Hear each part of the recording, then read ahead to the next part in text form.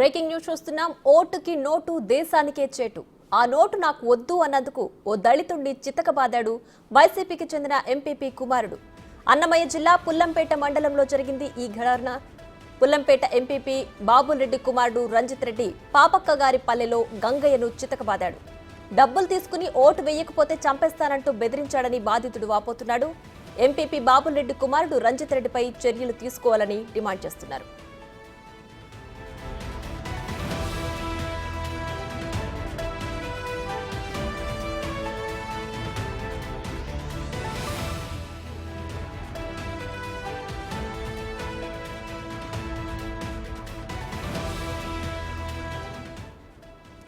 ఓటుకి నోటు దేశానికే చేటు.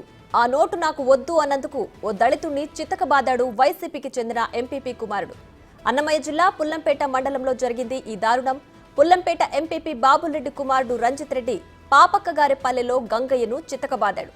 డబ్బులు తీసుకుని ఓటు వేయకపోతే చంపేస్తానంటూ బెదిరించాడని బాధితుడు వాపోతున్నాడు. ఎంపీపీ బాబురెడ్డి కుమారుడు రంజిత్ రెడ్డిపై చర్యలు తీసుకోవాలని డిమాండ్ చేస్తున్నారు.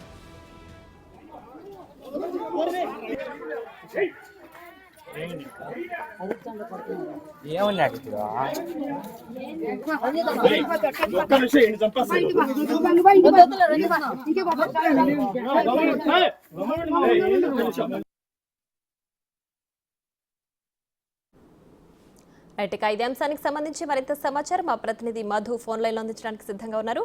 మధు, చెప్పండి. అయితే ఓటుకి నోటు ఇవ్వడమే క్రైమ్ అన్న నేపథ్యంలో ఇప్పుడు ఆ నోటు తీసుకోకపోవడం కూడా క్రైమ్ అన్నట్టుగా బిహేవ్ చేశారు ఎంపీపీ కుమారుడు రంజిత్ రెడ్డి. సో దీనికి సంబంధించి పూర్తి డీటెయిల్స్ ఏంటి? ప్రియా, ఉమ్మడి కడప జిల్లా రాజంపేట నియోజకవర్గం పుల్లంపేట మండలంలో దారుణం చోటు చేసుకుందని చెప్పుకోవచ్చు. దళితుడిపై వైసీపీ నాయకుడు దాడి చేశారు.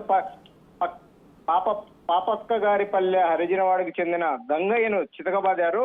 ఈ రోజు ఓటుకు నోటు ఇవ్వాలని చెప్పి వైసీపీ నేతలు ఆ హరిజనవాడకి వెళ్లి గంగయ్యను డబ్బులు తీసుకోమని భయాందోళనకు గురి చేస్తూ బండబూతులు తిడుతూ పెడిగుద్దులు గుద్ది డబ్బు తీసుకుంటావా తీసుకోవా లేదా నిన్ను చంపుతామని బెదిరిస్తున్నట్లు గంగయ్య వాపోతున్నారు. అయితే గత 10 రోజుల నుండి ఉమ్మడి కడప జిల్లా వ్యాప్తిగా తెలుగుదేశం పార్టీ కావచ్చు, కాంగ్రెస్ పార్టీ కావచ్చు, అట్లా ఇరు పార్టీల వ్యక్తులు డబ్బులు పంపకాలు ఎక్కువ జరుగుతున్నాయి. ఒక్కొక్క నియోజకవర్గంలో ఒక్కొక్క నియోజకవర్గంలో 2,000 రూపాయలు చొప్పున పంచుతున్నాడు, 3,000 రూపాయలు చొప్పున పంచుతున్నారు. అయితే ఇవన్నీ చూసి చూడనట్టు జిల్లా ఎన్నికల అధికారులు మాత్రం వ్యవహరిస్తున్నట్లు తెలుస్తుంది. అయితే ఏది ఏమైనా గంగయ్యపై దాడిని తీవ్రంగా ఖండిస్తున్న హరిజన వాడ గ్రామస్తులు చెప్పుకోవచ్చు ప్రియ. అయితే మరోవైపు ఇంత దారుణానికి వైసీపీ నేతలు పాల్పడుతున్నారని ప్రతిపక్ష నేతలు కూడా మండిపడుతున్నారు. అయితే వాళ్ళకి ఇష్టమైతే ఓటు వేస్తారు, ఇష్టం లేకపోతే ఓటు వేయరు.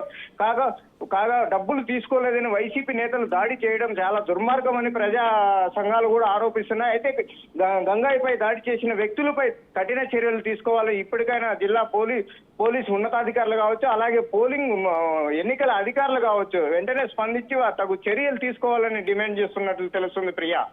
Right, Madhu. Thanks for the updates.